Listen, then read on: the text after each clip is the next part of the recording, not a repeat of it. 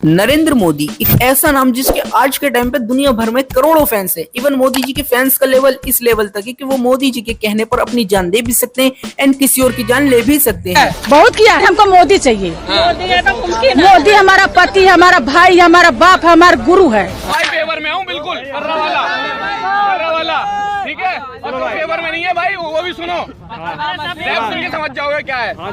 अरे मोदी, अरे मोदी, अरे मोदी मोदी मोदी वाली लहरें आई, देश में मेरे तरक्की लाई, ऐसा ऐसा काम किया जो कभी ना देखा। मैं शान से कहता हूँ मेरे देश में आया एक धांसू नेता। मोदी जी इंडियन पॉलिटिक्स को आज के टाइम पे सिंगल हैंडेड रूल कर रहे हैं। देखिए ये कहना बिल्कुल भी गलत नहीं होगा, क्योंकि मोदी जी के ओपोजिशन जितनी भी पार्टियां हैं आज के टाइम पे उनके लेवल का कोई भी देखने को नहीं मिलता। चाहे वो कोई भी ओपोजिशन पार्टी हो, मोदी जी के लेवल में आज कोई भी नहीं देखने को मिलता।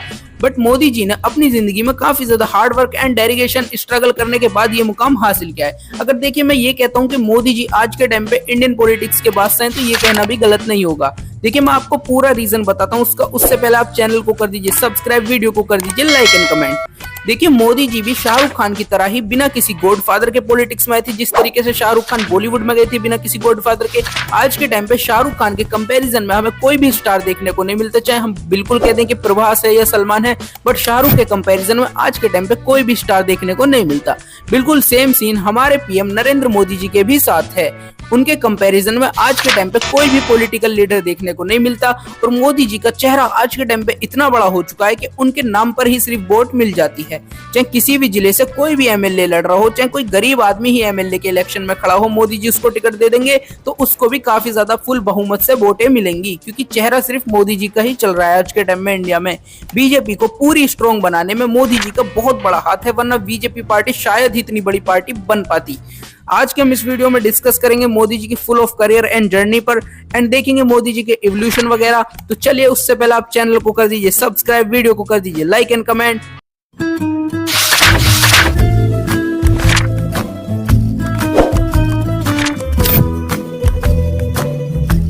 मोदी जी की लाइफ की शुरुआत हुई थी 17 सितंबर ईयर 1950 को, जब मोदी जी का वडनगर गुजरात में एक गुजराती फैमिली में जन्म हुआ था। मोदी जी की फैमिली काफी ज्यादा पुअर मिडिल क्लास थी एंड मोदी जी के फादर का नाम था दामोदर मूलचंद मोदी एंड उनकी मदर का नाम था हीराबेन मोदी।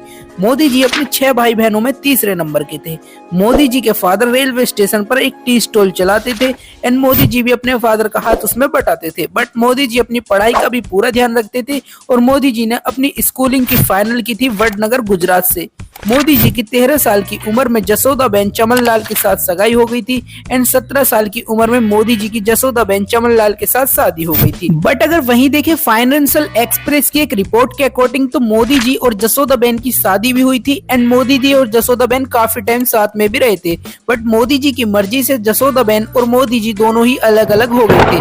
बट अगर वहीं देखें मोदी जी के लेखक इस पर क्या कहते हैं, तो मोदी जी के लेखक इस पर बताते हैं कि मोदी जी और जसोदाबेन की शादी जरूर हुई थी, बट मोदी जी एंड जसोदाबेन कभी साथ में रहे नहीं थे, क्योंकि मोदी जी ने बहुत जल्दी अपना घर छोड़ दिया था और इसी वजह से मोदी जी और जसोदाबेन कभी साथ नहीं रहे एंड मोदी जी के उस जीवन का वहीं पर अंत हो गया था और मोदी जी ने वहां से अपना एक नया जीवन शुरू किया था। एंड मोदी जी का ऐसा मानना है कि अगर कोई भी इंसान भ्रष्टाचार के खिलाफ आवाज सही से उठाना चाहता है तो उसकी कोई फैमिली नहीं होनी चाहिए। मोदी जी का मानना है कि अगर कोई भी बंदा अपनी फैमिली की रिस्पॉन्सिबिलिटी के चक्कर में जाएगा तो वो भ्रष्टाचार के खिलाफ आवाज नहीं उठा पाएगा। और इसी वजह से मोदी जी अपनी पत्नी एंड अपनी फैमिली को छोड़कर पूरी तरीके से देश की सेवा में लग चुके थे। मोदी जी को बचपन से ही देशभक्ति में काफी ज्यादा इंटरेस्ट होने की वजह से जब उनके सामने पहला युद्ध हुआ ईयर 1962 में इंडिया वर्सेस चाइना का, तो उस दौरान मोदी जी ट्रेन के डिब्बों में जाते थे एंड सोल्जर्स के लिए चाय और खाना ले जाते थे और उनकी खूब सेवा करते थे। एंड उसके बाद मोदी जी के सामने जब सेकंड युद्ध हुआ 1965 में इंडिया वर्सेस पाकिस्तान का, उस दौरान भी मोदी जी ने सिपाहियों की काफी ज्यादा सेवा की थी। ईयर 1971 ये वो साल था जिस साल में मोदी जी ने आरएसएस को ज्वाइन किया एंड उसके प्रचारक भी बने। मोदी जी सुबह 5 बजे उठ के देर रात तक काम करते थे आरएसएस के लिए एंड फुल टाइम अपना आरएसएस को ही देते थे। मोदी जी अब लोगों के बीच में जाने लगे थे एंड उनकी समस्याओं को देखने लगे थे और मोदी जी अब समझ चुके थे कि लोगों को क्या चाहिए। और उसके बाद मोदी जी ने फिर बीजेपी का आभार मजबूत करने में भी एक इम्पोर्टेंट रोल निभाया। ईयर 1975 ये वो साल था जिस साल राज्यों में विवाद होने की वजह से एंड पॉलिटिक्स में विवाद होने की वजह से उस टाइम की पीएम इंदिरा गांधी ने आपातकालीन घोषित कर दी थी आपातकालीन घोषित होने की वजह से आरएसएस जैसे संगठनों पर भी बैन लगा दिया गया था एंड अब मोदी जी लोगों के बीच में नहीं जा पा रहे थे। बट मोदी जी ने कुछ टाइम बाद सोचा ये तो पता नहीं कब तक चलेगी, मैं चोरी छिपे ही लोगों की सेवा करता हूँ। और मोदी जी ने चोरी छिपे लोगों की बहुत सेवा की और सरकार की गलत नीतियों का प्रोटेस्ट भी किया एंड लोगों के खूब साथ रहे मोदी जी उस टाइम पर भी। एंड उसी दौरान मोदी जी ने अपनी एक बुक भी लिखी थी जिसका नाम था संघर्ष मां गुजरात, जिसमें मोदी जी ने गुजरात की राजनीति के बारे में बताया था। एंड मोदी जी ने आरएसएस का प्रचारक होने के बावजूद भी उस टाइम पे गुजरात के एक बड़े विश्वविद्यालय से पॉलिटिक्स में पीएचडी भी की थी एंड उसकी डिग्री ली थी। आरएसएस में मोदी जी का अच्छा काम देखने के बाद बीजेपी में मोदी जी को बुलाया गया एंड उसके बाद मोदी जी ने बीजेपी को भी ज्वाइन कर लिया था ईयर 1990 में। मोदी जी ने ईयर 1990 में उस टाइम के बीजेपी के बड़े पॉलिटिकल लीडर आडवाणी जी की एक रथ यात्रा भी निकलवाई थी अयोध्या में, जिसे देखने के बाद बीजेपी के लीडर काफी ज्यादा इंप्रेस हो चुके थे एंड इस यात्रा को काफी बड़ा भव्य आयोजन भी माना गया था उस टाइम का। इसके बाद मोदी जी की बीजेपी पार्टी में काफी ज्यादा रिस्पेक्ट बढ़ चुकी थी एंड मोदी जी को बहुत अहम हिस्सा माने जाने लगा था बीजेपी पार्टी का। ईयर 1995 ये वो साल था जब बीजेपी ने विधानसभा के इलेक्शनों में अपनी सरकार बनाई एंड उस टाइम के बड़े पॉलिटिकल लीडर शंकर सिंह वघेला की मोदी जी से कहा सुनी होने की वजह से उन्होंने पार्टी से रिजाइन दे दिया एंड उस टाइम पे गुजरात का नेक्स्ट सीएम जो बनाया गया था 1995 में केशुभाई पटेल को एंड मोदी जी को दिल्ली बुला करके संगठन के लिए केंद्रीय मंत्री भी बनाया गया था एंड मोदी जी ने इस जिम्मेदारी को भी बखूबी निभाया था। ईयर 2001 ये वो साल था जब बीजेपी के लीडर केशुभाई पटेल की तबीयत बिगड़ने लगी थी एंड बीजेपी अपनी कई सारी जगह पर सीट्स भी हार रही थी। तो उस टाइम के बड़े सीनियर लीडरों ने सोचा कि मोदी जी को क्यों ना गुजरात का नेक्स्ट सीएम बनाया जाए। उस टाइम पे मोदी जी को ईयर 2001 में अक्टूबर के महीने में गुजरात का नेक्स्ट सीएम बनाया गया एंड मोदी जी ने अपना पहला कार्य गुजरात का सीएम बनने के बाद ईयर 2001 7 अक्टूबर को किया था एंड उसके बाद मोदी जी ने राजकोट से विधानसभा का चुनाव लड़ा, जिसमें मोदी जी ने कांग्रेस के प्रत्याशी अश्विन मेहता को हराया एंड मोदी जी ने अपने सीएम पद पर रहते हुए काफी अच्छे कार्य किए और मोदी जी ने अपने पद को बखूबी समझा और उसे निभाया भी। मोदी जी ने जैसे कि लाइट की समस्या खत्म की थी, गांव-गांव में लाइट पहुंचाई गुजरात के एंड मोदी जी ने देश में पहली बार ऐसा कार्य किया था जो शायद ही कभी होगा। मोदी जी ने अपने राज्य गुजरात की सभी नदियों को एक साथ जोड़ दिया गया था, जिसकी वजह से गुजरात की पानी की प्रॉब्लम खत्म हो चुकी थी एंड उसके बाद मोदी जी ने एशिया का सबसे बड़ा सोलर पैनल का जो पार्क था वो भी गुजरात में बनवाया था एंड उसके अलावा भी मोदी जी ने बहुत से कार्य ऐसे किए थे जिसकी वजह से गुजरात सबसे ज्यादा फास्टेस्ट ग्रो करने लगा था इंडियन राज्यों में एंड मोदी जी ने गुजरात को एक खुशहाल और बहुत अच्छा राज्य बना दिया था एंड मोदी जी खुद भी गुजरात के सबसे ज्यादा पॉपुलर चीफ मिनिस्टर बन चुके थे एंड मोदी जी की फैन फॉलोइंग काफी ज्यादा ऊपर जा चुकी थी। बट मोदी जी के लिए दिक्कत हुई थी ईयर 2002 में जब गुजरात के गोधरा कांड से मोदी जी का नाम जोड़ा गया था एंड न्यूयॉर्क टाइम ने भी इस चीज का जिम्मेदार मोदी प्रशासन को ठहराया था। इस वजह से मोदी जी का नाम काफी ज्यादा उछाला गया एंड मोदी जी की काफी ज्यादा इमेज पब्लिकली बेकार हुई थी।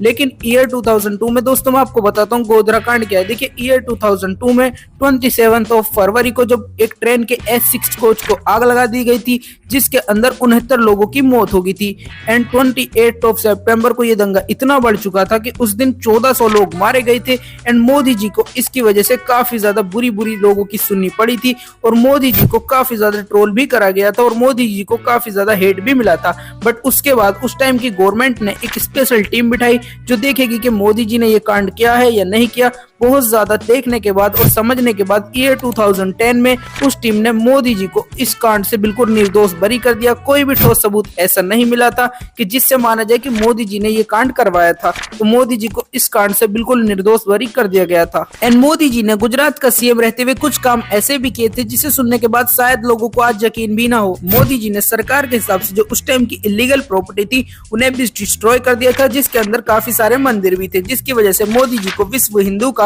काफी ज्यादा टॉर्चर झेलना पड़ा था एंड मोदी जी को काफी ज्यादा हेट भी मिला था एंड उनके पुतले वगैरह भी जलाए गए थे। बट मोदी जी ने इस चीज का भी ध्यान नहीं दिया। मोदी जी सिर्फ गुजरात को फर्स्ट बनाने में लगे हुए थे एंड मोदी जी की गुजरात में सक्सेस देखने के बाद भारतीय जनता पार्टी ने सोचा क्यों ना मोदी जी को इंडियन प्राइम मिनिस्टर के प्रत्याशी बनाकर खड़ा किया जाए एंड उसके बाद ईयर 2014 में मोदी जी को इंडियन प्राइम मिनिस्टर के उम्मीदवार के तौर पर भारतीय जनता पार्टी ने अपनी तरफ से खड़ा किया एंड मोदी जी के सच्चे वादों को देखते हुए एंड मोदी जी की अच्छी परफॉर्मेंस को देखते हुए गुजरात में जिस तरीके का उन्होंने काम किए थे, एंड मोदी जी के भाषण को सुनते हुए, एंड मोदी जी के आने वाले विचारों को देखते हुए जिस तरीके का उन्होंने पब्लिक लोगों के बीच में रखे थे कि वो काला धन वापसी लाएंगे या फिर किस तरीके से अपने इंडिया को डेवलप करेंगे, लोगों ने मोदी जी पर बिल्कुल आंख बंद करके विश्वास किया एंड मोदी जी को इतनी भारी जीत से जितवाया कि कांग्रेस पार्टी बहुत ज्यादा छोटी लगने लगी थी। इवन उस टाइम पे सभी ओपोजिशन मोदी जी का चेहरा देखते हुए रह गए कि थे कि बंदे ने ये क्या किया और किस तरीके की जीत हासिल की। मोदी जी ने 300 प्लस सीटें अपनी पहली ही बार में जीती थी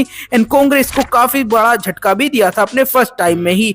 एंड मोदी जी ने उसके बाद ईयर 2019 में भी इसी तरीके के वादे एंड इसी तरीके का भरोसा लोगों को दिलवाया और एक बार फिर से मोदी जी ने बड़ी जीत हासिल की थी एंड अब मोदी जी थर्ड टाइम की तैयारी कर रहे हैं। बाकी आप लोग अपनी राय कमेंट करके जरूर बताइएगा कि थर्ड टाइम मोदी जी जीत पाएंगे एंड कांग्रेस को पीछे कर पाएंगे या थर्ड टाइम का विनर कौन होगा, कांग्रेस पार्टी जीतेगी या फिर पीएम मोदी की भारतीय जनता पार्टी जीतेगी। आई थिंक अगर आप लोग यहाँ तक आ चुके हैं तो मुझे लगता है कि आपने मेरी पूरी वीडियो वॉच कर ली है। सबसे पहले तो आपने मेरी वीडियो वॉच की, इसके लिए आपका बहुत बहुत शुक्रिया। एंड दूसरी बात, मैंने दूसरी वीडियो बनाई थी बॉलीवुड से रिलेटेड कि बॉलीवुड का नेक्स्ट सुपरस्टार कौन होगा, I am the last superstar, Shahrukh Khan sir बोलते हैं ना, तो मैंने उसी का रिप्लाई देते हुए एक वीडियो बनाई थी जिसमें मैंने बताया था कि रणवीर कपूर शाहरुख खान सर की जगह ले पाएगा या नहीं ले पाएगा, शाहरुख सलमान खान सर को रिप्लेस कर पाएंगे रणवीर कपूर या नहीं कर पाएंगे। इसी टॉपिक पर रिलेटेड थी, यहाँ पर कोने पर आ रही होगी तो आप लोग वॉच कर सकते हैं उसे भी। एंड लास्ट एंड इम्पोर्टेंट बात, देखिए आप लोग जो वीडियो पे कमेंट्स करते हैं मुझे काफ़ी ज़्यादा पसंद आते हैं एंड मैं आपके सारे ही कमेंट्स पढ़ता हूँ। देखिए मैं आपको बता दूं, मेरी जो पिछली वीडियो थी उस पर काफ़ी लोगों ने कमेंट किए, जिसमें से मैंने काफ़ी कमेंट को खुद भी लाइक किया क्योंकि मुझे पसंद आए हैं।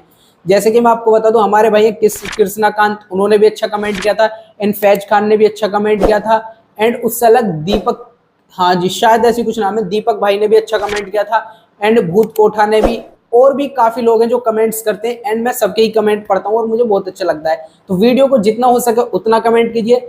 बाकी ऐसा ही अमेजिंग कंटेंट देखने के लिए आपके ही अपने चैनल इस 4A स्टूडियो को कर दीजिए subscribe. Please do subscribe my channel अगर आपको ऐसा ही कंटेंट देखना है। Thanks for watching my video. Love you all my subscribers.